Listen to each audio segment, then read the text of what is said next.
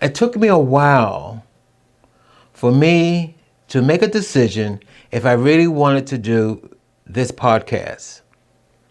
This is a podcast about childhood sexual abuse.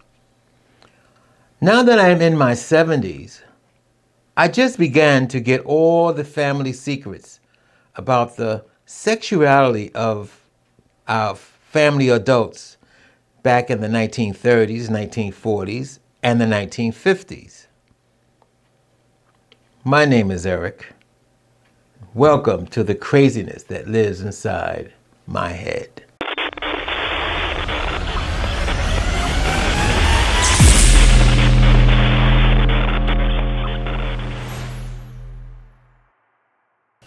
So when you get older, especially you get my age, and all the adults that you grew up with are gone, and you're left with the cousins, their children. And I have a female cousins, more than one. Some of them on my mother's side, some of them on my father's side, and those female cousins that are in between. And the conversation had gotten on to childhood sexual abuse. And I think it had a lot to do with going on with Diddy, the rap star Diddy. And that's why these conversations have been popping up. And these female cousins of mine have revealed to me what they had witnessed in their childhood. They witnessed the male adults were molesting young girls in the family, especially if the young girls weren't their child. I was horrified. And I'm not going into details, but it's just stories of how our great grandparents and great uncles would molest their stepchildren. Because when I heard the story when I was a child about what was going on, about uncles fooling around with their daughters, and to find out now that I'm in my 70s, these daughters that my uncles and grandparents were fooling around with weren't really theirs. Most of the uncles were their wives' children. It wasn't their child, it was their wives' children. And they were fooling around with their wives' children. The children were no more than, 10? I think the youngest, I had a cousin said that another cousin of ours was being molested at 10. And that's because that wasn't our grandfather's child. So, that's how it seems to me back then.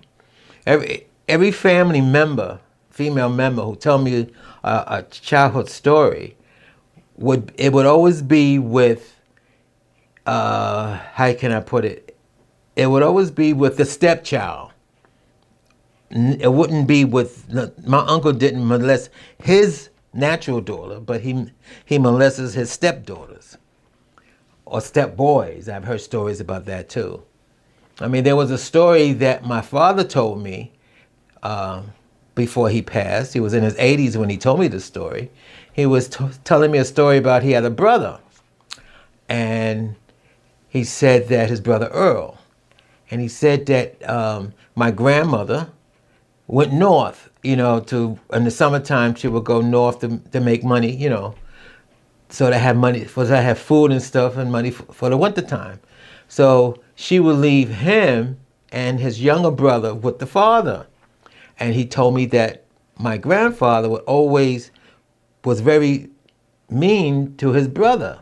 And he said he would, one day he, tied his brother to a tree and was whipping him.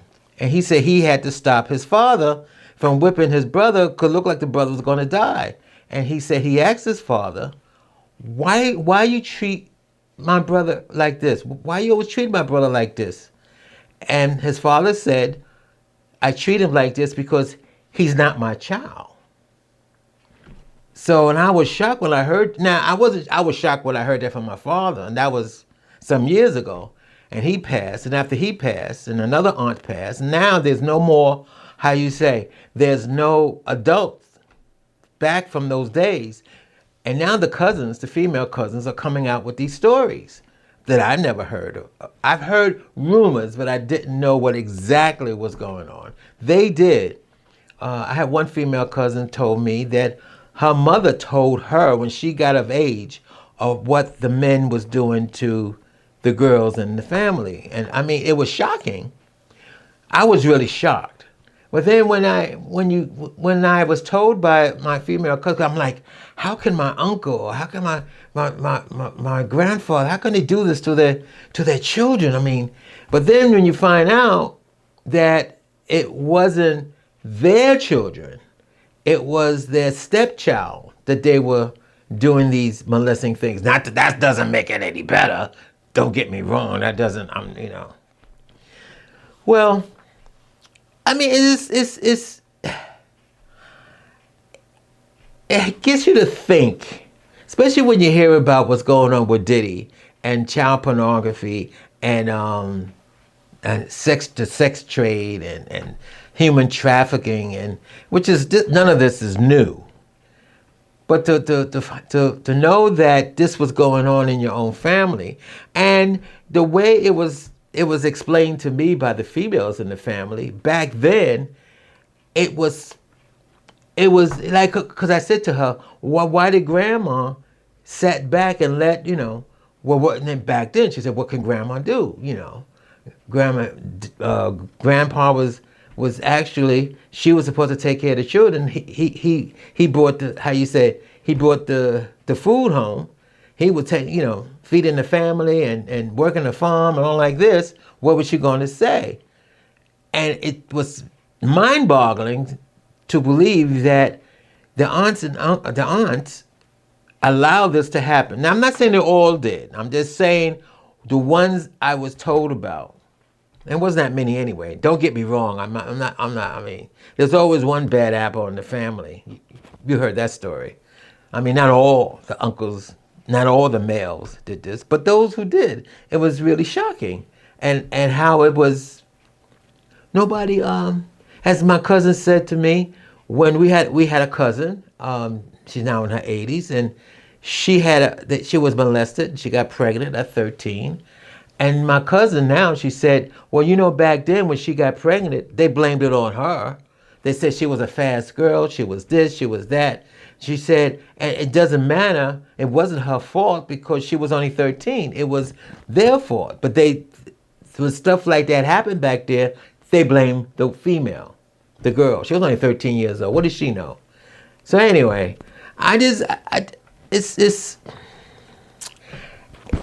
sometimes I think I might feel a little uncomfortable talking about this story. But now like I said, all the adults are gone, all the perpetrators are gone, passed away. A lot of the cousins that I heard that got abused, they're gone also. So anyway, another reason why I brought this up is because when I was in recovery back in '84, my psychologist had asked me about being molested as a child. And I said, and I know she asked me that, and I thought it was kind of why she asked me that. And I said, no, I wasn't. But then I remember when I went home that night, the day after seeing her, I went home and I started to have these memories. And I did have one memory, which was very interesting. And the reason why I say it was interesting, because sometimes when I tell you the story, sometimes I say, well, maybe that's why I'm gay, because of this memory. Well, I remember I was a child. I could have been about 5 or 6 years old. And every time we go out, my step-grandfather didn't have a car. So if we hang out with the family, there was always an uncle who had a car, and we had to pile in the car. And, it was never enough room. I'm 5, 6 years old. So the children sat on the laps, the adult laps. So I had to sit on, every time we do this, I always had to sit on my step-grandfather's lap. And I remember, now mind you, I was only 5 and 6 years old. I didn't know at the time that every time I sat on his lap, there was always a lump. You know what I mean by a lump. And it always got stiffer, and every time we hit a bump, it was of course I'm sitting on his lap, so when he hit a bump, you know where it's going. And I never thought about that. I remember at the time I didn't want to. It was annoying, and I really didn't want to sit on his lap anymore. But I had nothing. But then when I was 13 and 14, I wasn't sitting on his lap when I was 13 or 14. That only happened when I was 5 or 6. But when I became aware, sexually aware of what's going on in the world sexually, then I realized back then when I was 13 or 14, I said, "Oh, so that's what was going on with my step grandfather." He was getting his jollies off on my butt, jumping up and down on, when it hit every time the car hit a bump. So, and it was interesting because every time we go do a family thing, and he didn't have a car, and another uncle come with his car to pick us up, a group of us, he always wanted me to sit on his lap. Well, anyway, that's neither here nor there, but I got it after knowing that. So when she asked me this question, I told her I thought she was crazy. I said, "You're crazy." I didn't. And then when I went home, I thought about it, and I said, "Well, is that sexual abuse? I mean, that's the only thing sexually I can think of. I mean, we never did anything, we never did anything sexually. I mean, we had our clothes on. I'm sitting on his lap. I'm only 5 or 6 years old. I mean, that was just you know how some men are, they get touch of that area, they get excited anyway. So I said, I'm making, I'm telling myself, you're crazy. You're crazy. You gotta stop listening to these psychologists trying to make you think things, and that's how I saw it. Now maybe, how you said, maybe I'm in denial. I don't know. But like I said, all the adults are gone, all the perpetrators are gone. And now I have to deal with this on my own. And I'm going to be honest with you. For a long time, I chose to believe that was not sexual abuse. I chose to believe that my step-grandfather, like a lot of men, not because I'm older, and I know a lot of guys, I met a lot of guys, soon as you touch that area, it rises no matter what. I mean, it doesn't really matter. So, but again, why I bring this up? Because it just got me to thinking. Now, it did happen to me. I'm gonna be quite honest with you. I have a thing for certain type of men, and the type of man that I like that gets me going, believe it or not, is exactly what my grandfather was like. I like hairy black men. I like hairy men, period. And my grandfather was quite hairy. For a black man, he was like a wolf for a black man. So now I grew up, when I got in my teens, that's all I wanted. Even, I hate to say this, that's all I want now. But that's all I wanted. A hairy man, a hairy black man. Hairy man, period. But so then that got me thinking too. I said, well, that scene, that episode of sitting on my step-grandfather's lap, did that cause me to, I hate to say this, did that cause me to become gay? And I don't think so. I don't think so. I don't choose to think so, but I don't think so. Maybe I don't choose to think so. Not only that, my step-grandfather and I think it was Friday nights, we used to watch wrestling. And he used to be, especially on a hot August night, we were watching wrestling. And I remember this. I would watch wrestling, sit on the floor, leaning my back on his hairy legs. I love to feel his hairy legs on my back. I remember that as a kid. I mean, I don't know. You are what you are. I'm not going to say somebody can't make you gay. I hate that terminology, because that's what I thought the psychologist was saying. I got the feeling she was trying to say that I was sexually abused, and this is the reason why I am gay. Oh. I Google this because if I'm going to talk about it, child pornography and molestation, I always, every time I hear that in the news, I always think about the Greeks.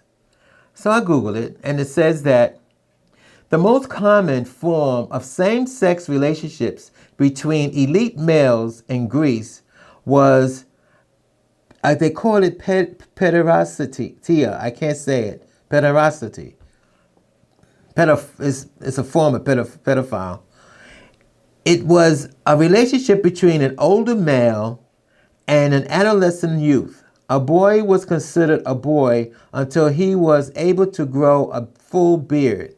In Athens, the older man was called Erastes. I can't say these words.